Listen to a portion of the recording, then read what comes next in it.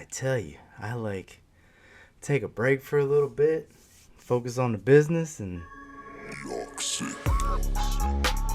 here we are. What the fuck happened while I was gone?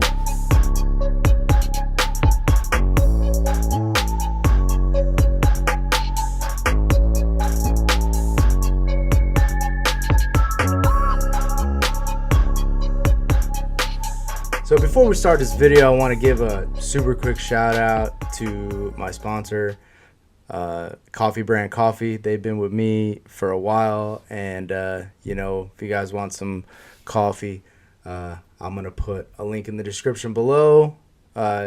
Freshly brewed in the United States, shipped daily. Great coffee, tons of flavors, teas, hot cocos. They even do like these gift boxes and shit. Really good stuff, man. So Coffee Brand Coffee, hit them up. Really good stuff. Use my coupon code Danger Zone, receive a percentage off. And yeah, there you go. All right, so good Lord, so much has happened within, I don't even remember the last time I uploaded, man. It's been a few weeks. Last thing I did was I investigated at the Delaware Mortuary Museum. After that, I did do a small investigation. I don't even think I could call it an investigation. I went to the Enfield Demon House up in Connecticut. The situation probably wasn't the best. The circumstances rather weren't the best to investigate. We showed up. It was storming, and I don't know if you guys ever driven up that way from where I'm at in New Jersey. Driving up to Connecticut, it's literally like a 2-lane fucking highway. It's fucking ridiculous. No passing, you're stuck, bro. Right? And a ton of traffic. And we got there. It was pouring rain, and we were supposed to go up. I was delivering an order to a client, and we were going to do like a mini investigation. And look, I'm all about story time, location story time. And let's be clear, there's a huge difference between location history time and location story time, right? Some people like to muddy the waters there. Location and history, kind of like the same thing. It's not the same. The story and the history, it's not the same thing.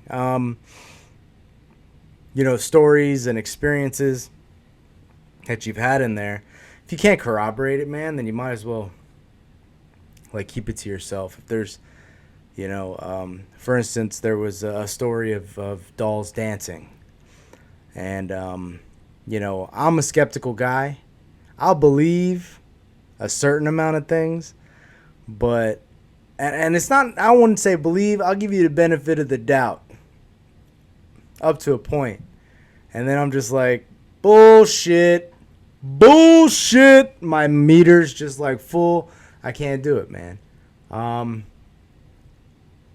If it was like caught on video or can we back this claim up in any kind of way? I just, and then is that the first domino to fall? Do the rest of them fall? I don't know, but we did a little investigation. Shout out to the host. The host was nice to let us come and check it out. Under other circumstances, maybe it would have been a more fruitful investigation. But if I had to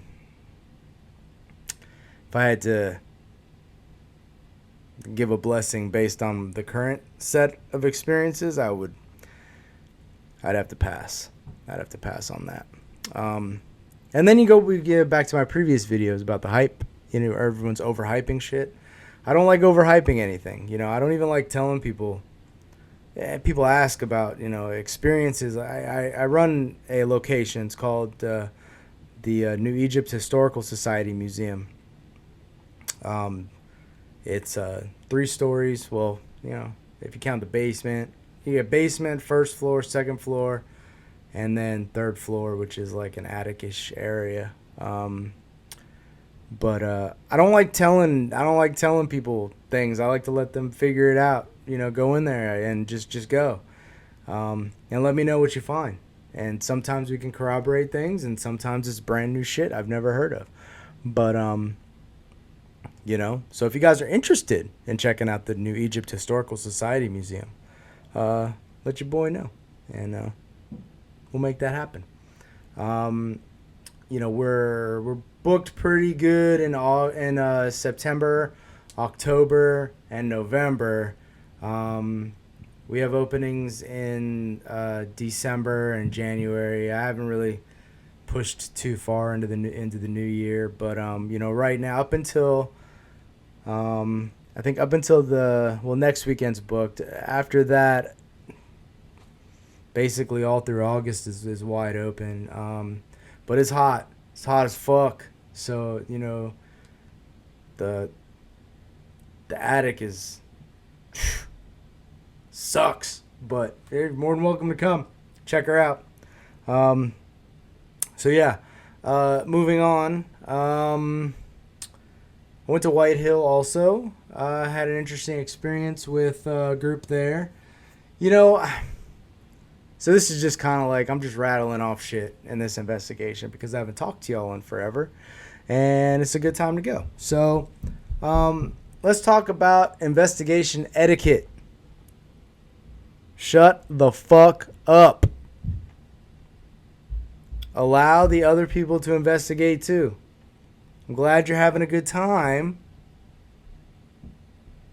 but your good time is taking away from somebody else's good time because all they can hear is you laughing and yelling.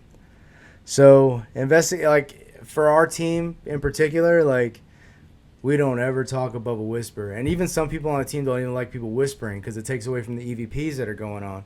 So if you're whispering to somebody something, you have to constantly say like, "Oh, this is me. I'm whispering," right? So that doesn't get confused with somebody else or something else that's caught on a recorder. So investigations have to be quiet, man. And to be honest with you, investigations 9 times out of 10, man, are gonna be super boring. Investigations are boring. Okay, very rare do you have like things like going crazy. Doesn't happen like that. And I'd be suspect of anyone that would tell you that it's like that. If you have to use an app or software to enhance your investigation, be mindful of how you're interpreting that evidence, right? I'll give a quick example. Some people will rely purely on spirit box applications for investigations, and they'll call those like EVPs. And I don't discredit them fully, the spirit box apps, but I don't rely on them either. So I would. It's a fine line to walk, right? But it's like fishing. You're like fishing in a stocked pond. You know what I mean? While you might get the answer to what you're looking for on that particular question that you ask, the one question, you've also captured 75 answers that make zero sense to you, right? Is there anybody here? Peanut butter. Tire iron. Level. Yes. Does that mean there's somebody there? Hey, or your fucking shit's fucked up? I don't know. Right? So, be mindful. Be wary. I don't completely, discredit it. I don't completely rely on it. So investigations, sometimes they're going to suck, especially when you don't have like a spirit box app running. But if you personally need a spirit box to be running in order for you to feel like there's something there, then there's nothing there. Right? I'd go home, because no matter, you're missing out on everything that's happening by focusing on the one thing you don't have, or the one thing you're not using. Um, so I would think about that, you know. Um, something hit the waves, man. Hit the waves this morning. Uh, a competing company that's having a uh, that dares to have an expo on the same weekend as Para-Unity in November. Here's my thoughts.